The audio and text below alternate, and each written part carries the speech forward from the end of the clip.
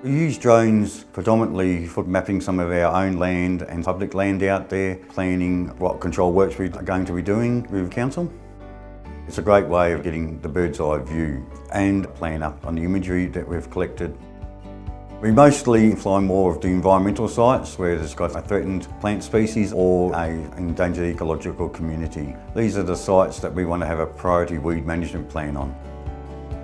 All pilots who fly for council have a remote pilot licence through the Civil Aviation Authority to fly drones. So I can fly a drone up to 25 kilos. I'm licensed through CASA, and council also has an operator's certificate as part of our commercial drone flying.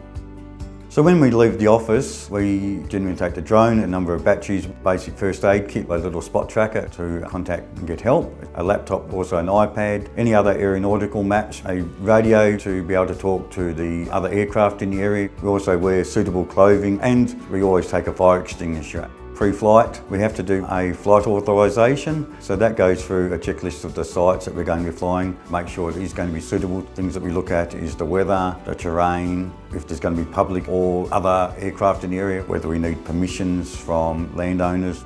We also look at the number of flights required and alternative landing sites. One of the biggest risks when flying is from wedge-tailed eagles. They circle around and have a bit of a look, but we've had no issues. We set up a mission, a predetermined GPS route, which the drone will fly autonomously and take photos every few seconds along that route. We're monitoring it on the iPad, and at any point in time we're able to take over manually. Each flight can last between 15 to 20 minutes, and on average we have around between 300 and 400 photos from that. The photos are taken straight down looking at the ground, around 90 metres above the ground level, but we can lower the height and get slightly better resolution from the camera and the different lenses.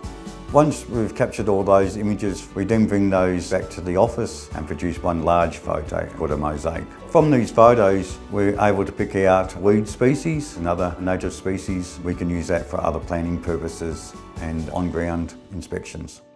Some of the benefits of using a drone is enabling us to get into areas where it's difficult to get to, especially along river corridors. It enables us to do far better planning of where we want to do weed control, capture a snap in time, really good for monitoring purposes, so we can actually see where we're having winds or where we need to put more resources into to undertake some control work or protection work.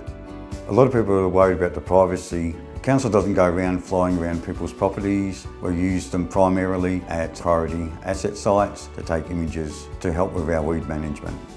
Drones offer a lot of new opportunities. Technology is continuously improving, and I'm sure that we'll be using drones a lot more in our work in the future.